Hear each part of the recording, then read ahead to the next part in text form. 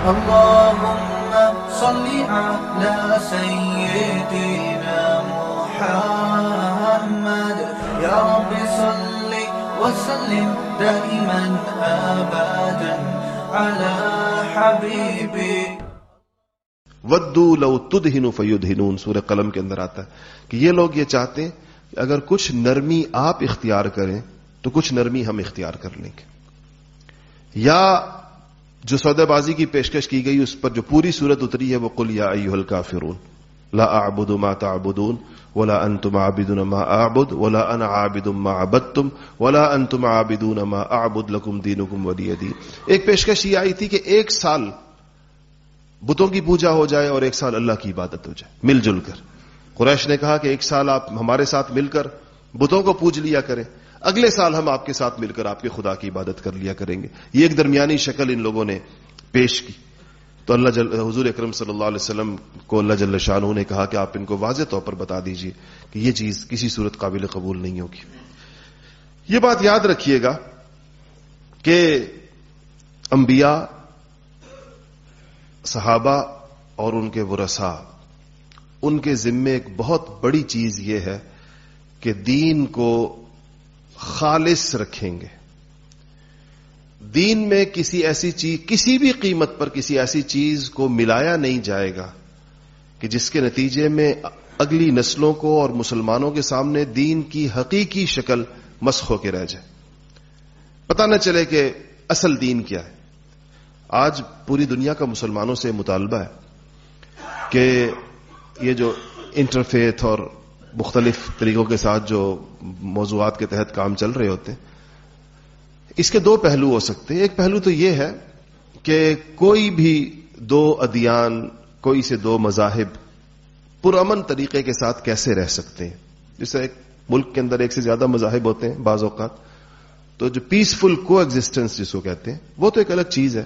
اس پر تو معاہدات بھی ہو سکتے ہیں, اس پر بات بھی ہو سکتی ہے, اس پر جو ہے وہ ایک طریقہ کار وضع ہو سکتا ہے, اور اس بارے میں اسلام کے احکامات واضح طور پر موجود ہیں کہ وہ اقلیتیں جو مسلمانوں کے ملکوں میں رہیں گی ان کے حقوق طے کر دیے گئے ہیں, اور مسلمان جب کسی ایسی جگہ رہیں گے جہاں پر وہ اقلیت کے اندر ہوں گے تو ان کے لیے بھی اس کی شکلیں صورتیں طے کر دی گئی ہیں کہ کیسے رہیں گے.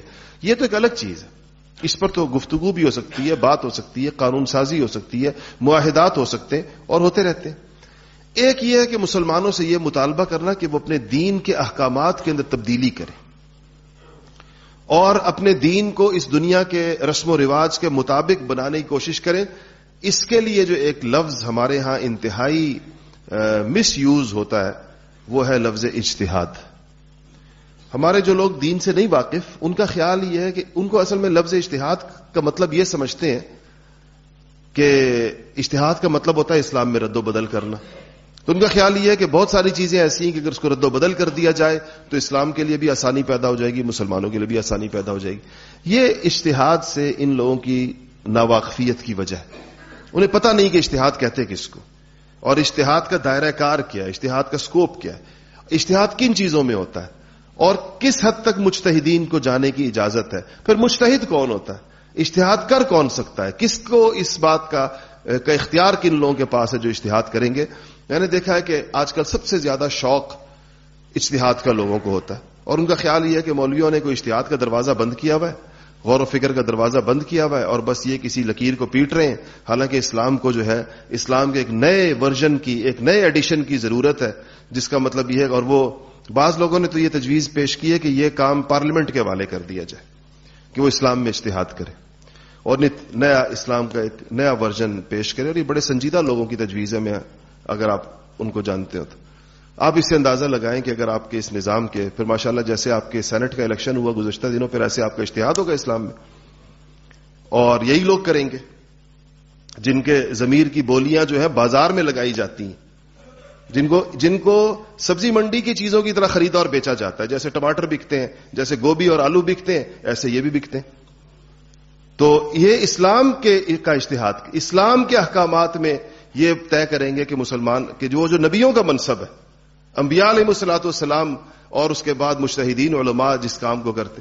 تو خیر یہ آپ صلی اللہ علیہ وسلم کو اس قسم کی پیشکشیں کفر کی طرف سے ہوتی رہیں, اور اللہ جل شانہ نے اس کا واضح جواب دیا اور یہ کہا کہ ان کسی ایسے دینی حکم میں نبی جو ہے وہ کوئی اپنی طرف سے کمی پیشی نہیں کرے گا اور نہ ان کافروں کی بات مانے گا. حالانکہ وہ زمانہ بڑی سخت مشکلات کا زمانہ. ہمیں آج کل کیا مشکلات ہیں؟ وہ مشکلات تو وہ تھیں جو ان لوگوں نے صحیح اس میں ان کو اس کی اجازت نہیں تھی. تو آج ہمیں اپنی خواہشات پوری کرنے کے لیے اور ایک خواہشات کی زندگی گزارنے کے لیے اور اپنے لیے زیادہ سے زیادہ سہولتیں پیدا کرنے کے لیے ہمیں اس بات کا شوق ہے کہ دین کے احکامات کے اندر رد و بدل کیا جائے. اور تمام وہ ساری چیزیں میں آپ کو کبھی بھی بتاتا ہوں کہ وہ آپ جب بھی دیکھیں گے کہ اجتہاد کی بات کن احکامات میں کی جاتی ہے، ان احکامات میں جو نفس کے اوپر شاق ہے. چونکہ انسان نفسانیت کی زندگی گزارنا چاہتا ہے اور اپنے نفس کو آزادی کے اندر رکھنا چاہتا ہے، تو اس کا خیال یہ ہے کہ بجائے اس کے کہ ہم اپنے نفس کو پابند کریں، کیوں نہ اسلام کو بدل دیں. وہ جو اقبال نے کہا کہ خود کو بدلتے نہیں قرآن کو بدل، کہتے ہیں خود کو نہیں بدلنا قرآن بدل دیں تاکہ ہم جیسی زندگی گزار رہے ہیں اس کے لیے ہمیں ایک جسٹیفیکیشن بھی مل جائے شریعت کی طرف سے کہ یہ تم بالکل صحیح کر رہے ہو، بس یہی اسلام ہے.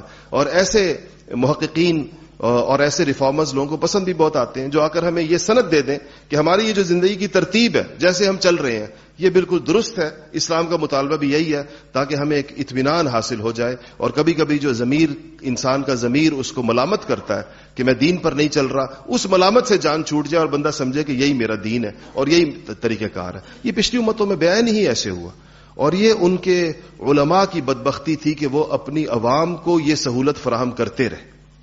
اسی لیے اللہ پاک نے یہود کے علماء کے اوپر لعنت کی قرآن کے اندر کہ وہ لوگ یہ کرتے تھے کہ جو سہولت عوام کو چاہیے ہوتی تھی یہ فتویٰ ان کی جانب سے جاتا تھا کہ تم بھی ٹھیک ہو، تم بھی ٹھیک ہو، تم بھی ٹھیک ہو، جس طرح تم لوگ زندگیاں گزار رہے ہو یہ ساری کی ساری ترتیب بالکل درست ہے، اسی طرح تم لوگ چلتے رہو. اور اس کے عوض میں وہ ان سے پیسے لیا کرتے تھے. یہ اطمینان کے جو یہ سرٹیفکیٹ ہے یہ پیسوں کے عوض کے اندر یا اپنے دنیاوی منافع کے عوض کے اندر جاری کرتے تھے. اگر دیکھا جائے تو آج تقریباً دنیا کفر کا بھی اور بدعمل مسلمانوں کا بھی علماء اسلام سے بھی یہی مطالبہ ہے. ان سے بھی وہ یہی چاہتے ہیں کہ آپ کو ایسی صورت نکالے. دنیا کفر ہم سے کہتی ہے کہ آپ اسلام کا وہ ورژن پیش کریں جس میں جہاد فی سبیل اللہ نہ ہو. یہ نہیں آج کل چل سکتا. اس کے ساتھ تو بالکل وہ نہیں. اب آج کل آپ کے یہاں گفتگو ہوتی رہتی اس کے اوپر عورتوں کے حقوق کے حوالے سے جو فیمنسٹ موومنٹس ہیں ان کی جو باتیں ہیں اس کو آگے پیش کر کے کہتے ہیں جی اسلام میں اجتہاد کریں اس حوالے سے. قادیانیوں کے بارے میں جی اقلیتوں کے آپ حقوق کے بارے میں یہ ہے فلانا ہے یہ ہے وہ ہے، آپ اس کے اندر چیز ہر وہ چیز آپ دیکھ لیں گے کہ اس میں کن چیز پر آوازیں اٹھتی ہیں.